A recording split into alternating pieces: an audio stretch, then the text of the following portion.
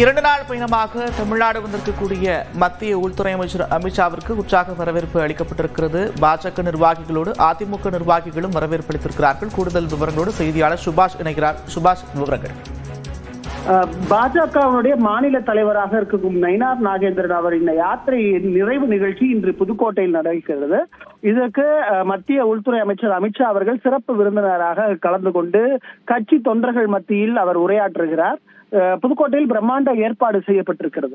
இதற்காக முதலில் பியூஷ் கோயல் அவர்கள் தமிழ்நாடுடைய பாஜக தேர்தல் பொறுப்பாளராக இருக்கக்கூடிய பியூஷ் கோயலை பாஜகவின் மாநில தலைவர் நயினார் நாகேந்திரன், மத்திய அமைச்சர் இணையமைச்சராக இருக்கக்கூடிய எல் முருகன், அதே போல அதிமுக சார்பாக முன்னாள் அமைச்சர்கள் தங்கமணி, விஜயபாஸ்கர், அதே போல காமராஜ் அவர்கள் வரவேற்றிருக்கிறார்கள்.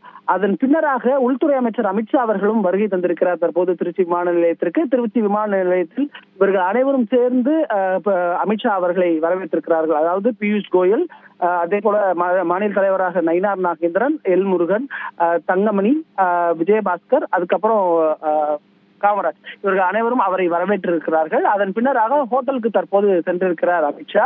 அங்கே கட்சி நிர்வாகிகளுடன் ஒரு முக்கிய ஆலோசனை கூட்டத்தில் பங்கேற்கிறார். அதன் பின்னராக ஹெலிகாப்டர் தளத்திலிருந்து நேரடியாக புதுக்கோட்டைக்கு சென்று அங்கே பொதுக்கூட்டத்தில் நிறைவு விழாவில் பங்கேற்கிறார். அங்கே அவர் பேசக்கூடிய விஷயம் மிக முக்கியமாக திராவிட முன்னேற்ற கழகத்திற்கு எதிராக பல விஷயங்களை அவர் சுட்டிக்காட்டி பேச இருக்கிறார்.